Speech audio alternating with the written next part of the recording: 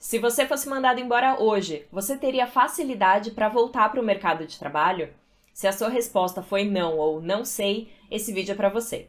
Meu nome é Natasha Golic, eu sou psicóloga, orientadora de carreiras e eu trabalho com processos de escolhas, transições e recolocação profissional. Se você está chegando agora aqui no canal, já se inscreve e ativa o sininho para ser notificado dos próximos vídeos e deixa também um like nesse vídeo porque eu tenho certeza que ele vai ser muito útil para você. Como você sabe, muitas vezes o mercado enfrenta momentos de maior instabilidade e, inclusive, nas últimas semanas, a gente tem visto algumas empresas gigantes, as queridinhas de tecnologia, fazendo demissões em massa, os layoffs. E mesmo pessoas que têm um excelente desempenho, são muito bem avaliadas e que têm projeções para crescer, essas pessoas também podem ser impactadas e muitas vezes são por esses desligamentos em massa. Esse tipo de situação serve para nos mostrar e para nos alertar de que, sim, de fato, estabilidade não existe. Claro que existem alguns mercados mais ou menos instáveis, mas independente de qual seja a sua área ou a empresa em que você atua, fato é que não existe nenhuma garantia. Crises acontecem, o mercado muda inesperadamente e, sim, do dia para a noite você pode ser desligado. Então eu trouxe aqui hoje 6 pontos para você ficar atento, prestar atenção e investir ao longo da sua carreira para trabalhar a sua empregabilidade, ou seja, para que você se mantenha atrativo perante o mercado de trabalho, mesmo em momentos de crise. E vale dizer que esses 6 pontos são coisas que estão sob o seu controle, então de fato são dicas que você vai conseguir aplicar na sua carreira a partir de já. O primeiro ponto é se manter atualizado e em constante capacitação. Então, é importante que você saiba quais são as tendências da sua área, quais são as melhores práticas, saber o que está acontecendo no mundo, na economia, nos negócios, no seu segmento de uma forma geral. Além disso, estudos mais formais também são muito válidos. Seja uma pós-graduação ou algum curso de extensão, uma especialização, ou também alguma coisa mais técnica, às vezes um sistema novo que foi lançado, ou até mesmo, claro, cursos de idiomas. O segundo aspecto é cultivar uma rede de relacionamentos, de contatos. É o famoso e às vezes temido também networking. E por que eu percebo que, em geral, as pessoas têm receio de networking, de fazer networking, de acessar pessoas? Porque na maioria dos casos a gente pensa e vai lembrar das pessoas na hora que a gente está precisando delas. Ou então, ao contrário, muitas vezes a gente é abordado por outros profissionais só quando eles estão precisando de algo. E isso definitivamente assim não é legal, de fato, não é a melhor forma de se cultivar uma rede de networking. Então aqui o que é importante? Que você mantenha essas relações, que você construa relações de trocas. O networking nada mais é do que trocar, então não é só dar e também não é só receber. Afinal, na nossa vida profissional é muito importante a gente ter com quem trocar. E se a gente for pensar também em um processo seletivo, quem vai te contratar? É uma pessoa de uma empresa, mas é uma pessoa por trás do processo seletivo. Quando a gente pensa em alguma indicação, são pessoas. As empresas são compostas por pessoas e por isso que o networking é fundamental. E eu vou até conectar esse ponto do networking com o primeiro ponto de capacitação e atualização, porque quando você tem uma rede de contatos de networking mais sólida, bem construída, é até mais fácil você se manter atualizado.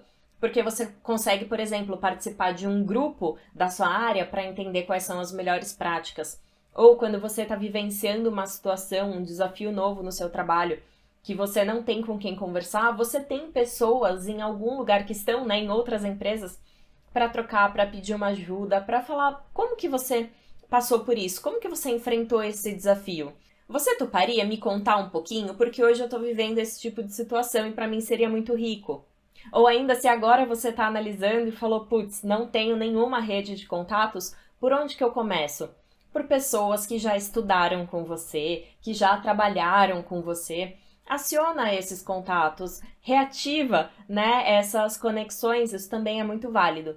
E conforme você for se envolvendo em outras ações, então vai fazer um curso, se preocupe em conhecer as pessoas, em conversar, em trocar um pouquinho com elas. Você pode também participar de grupos de discussões, se envolver em eventos da sua área. E aqui eu já vou conectar com a minha terceira recomendação, que é use o LinkedIn. Você também pode fazer novas conexões pelo LinkedIn. Então, se você for adicionar uma pessoa no LinkedIn, por exemplo, que você não conhece, mas que seja da mesma área, você pode inclusive mandar uma notinha falando: oi, tudo bem? Eu vi que a gente trabalha na mesma área de atuação e gostaria de ter você na minha rede de contatos. Fico à disposição para te ajudar com algo que você precise. Percebe que aqui primeiro eu não estou pedindo nada, eu estou me colocando à disposição para ajudar a pessoa se ela precisar. E o networking funciona muito dessa forma. Lembra que eu falei que é uma troca, né? E ainda falando sobre o LinkedIn, além de adicionar pessoas, você pode se manter atualizado e ver o perfil de outras pessoas para saber o que elas estão fazendo, em quais projetos que essas pessoas estão se envolvendo. Profissionais que estão alguns passos à frente do que você, que já estão em outros degraus que você também gostaria de ocupar. Veja o que eles fizeram, o que eles fazem hoje em dia. Isso também pode ajudar muito até a bolar um plano de desenvolvimento. Além disso, quando você está no LinkedIn e começa de alguma maneira a interagir mais com outras pessoas ou até mesmo a produzir conteúdo lá, você também está cuidando da sua marca pessoal. Falando de marca pessoal, daria até, na verdade, um vídeo inteiro, então se você se interessar por esse tema, comenta aqui para eu saber. Mas, de fato, que em momentos de crise, profissionais que já estão usando o LinkedIn, extraindo ao máximo tudo que essa plataforma incrível tem a nos oferecer, com certeza essas pessoas saem na frente, se destacam e conseguem se recolocar com muito mais facilidade. A quarta recomendação é assumir novos desafios. E isso eu acho que é fundamental, principalmente para quem já está na mesma empresa, no mesmo trabalho há muito tempo. Porque quando a gente entra na empresa ou é promovido e acabou de assumir uma nova posição, é natural que a gente tenha mais desafios. A gente está ali em um período até de adaptação, entendendo quais são as tarefas, as responsabilidades, os projetos, e isso é sim desafiador. Mas conforme o tempo vai passando, a gente se acostuma com aquelas atividades. Se a gente só fica ali apenas replicando as coisas, sem trazer uma melhoria, sem pensar em um projeto diferente, sem buscar resultados novos e sem assumir novos desafios, a gente acaba de alguma maneira estagnando. Principalmente quando a gente vai olhar para o mercado. Então, isso pode gerar uma sensação no recrutador ou no gestor que vai te conhecer de que você está fazendo as mesmas coisas ano após ano, sem se desafiar, sem se atualizar. Provavelmente nos últimos anos você não precisou, talvez, buscar uma capacitação ou uma melhoria de algo para você mesmo enquanto profissional, porque o seu trabalho não te desafiou. Mas é importante que esse movimento parta também do profissional. Então, se você tiver a oportunidade de ser promovido, de assumir um novo desafio, se isso vier da sua empresa, do seu gestor, isso é super legal e eu recomendo que você aproveite. Mas, se não vier da empresa, tenha você essa iniciativa. Marque uma conversa com o seu gestor, fale que você gostaria de se envolver em algo que seja novo para você. E você também, claro, pode sugerir algo dentro do seu escopo de trabalho. Então pense, como que eu posso melhorar o que já é feito hoje no meu dia a dia? Que oportunidades que eu enxergo? E se você entender que isso não é possível dentro da sua empresa, aí eu recomendo que você avalie se no seu caso, se você entende que faz sentido buscar uma recolocação em uma outra empresa que vá te trazer esses novos desafios para que você não se sinta estagnado. E aqui eu já falei sobre capacitação e agora sobre assumir novos desafios, mas eu queria dar destaque para o quinto ponto, que é exatamente o desenvolvimento de habilidades comportamentais, de competências comportamentais, as chamadas soft skills, porque elas são muito importantes e elas diferenciam muito um profissional do outro. Então, até como recrutadora, eu já entrevistei candidatos que a hora que eu pegava o currículo, eu olhava, eu pensava, caramba, essa pessoa domina tudo tecnicamente dessa área.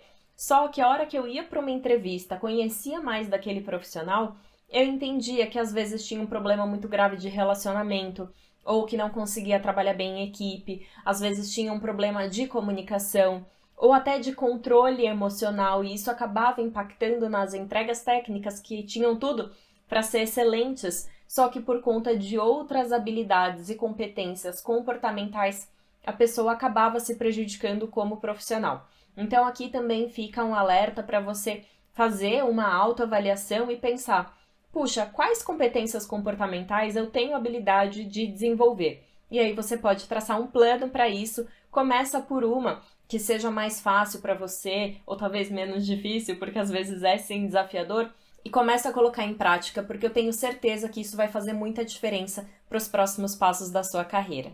E por fim, minha sexta recomendação é que você tenha uma reserva de emergência, que você cuide das suas finanças pessoais.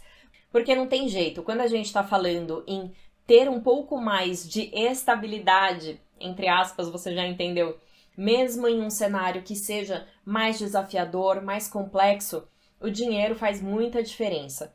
Quando a gente não tem uma reserva de emergência, a gente fica muito mais vulnerável. O nosso poder de escolha cai muito. Então, é fundamental que em qualquer momento da sua carreira que você esteja, que se você ainda não tem uma reserva, se você não cuida das suas finanças pessoais, que você comece a fazer isso.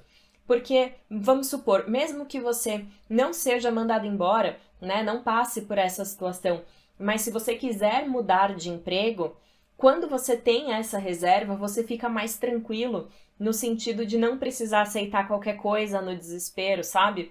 Você tem mais possibilidade de escolher, de avaliar com calma e de dar um passo, né, de aceitar uma proposta que de fato tem a ver com você, tem a ver com seus objetivos e vai te aproximar da carreira que você vai construir. Em alguns momentos eu sei que isso não é possível e a gente precisa aceitar uma proposta só por conta do dinheiro e está tudo bem também, né? A gente também trabalha para ganhar dinheiro. E em alguns casos pode ser até que o objetivo principal de um trabalho para a gente seja esse retorno financeiro para que a gente consiga arcar com todas as nossas despesas, enfim, ter a vida que a gente tem e também construir essa reserva de emergência para um próximo passo que a gente deseja dar.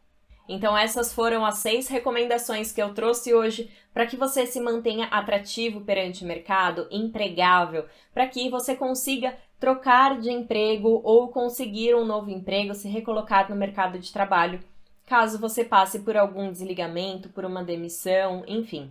O meu objetivo aqui é te dar mais autonomia para alavancar a sua carreira, para construir os próximos passos que você deseja. Se você gostou desse conteúdo, curte o vídeo para eu saber e compartilha também com algum amigo que vai se beneficiar desse conteúdo. Muito obrigada e te vejo na semana que vem.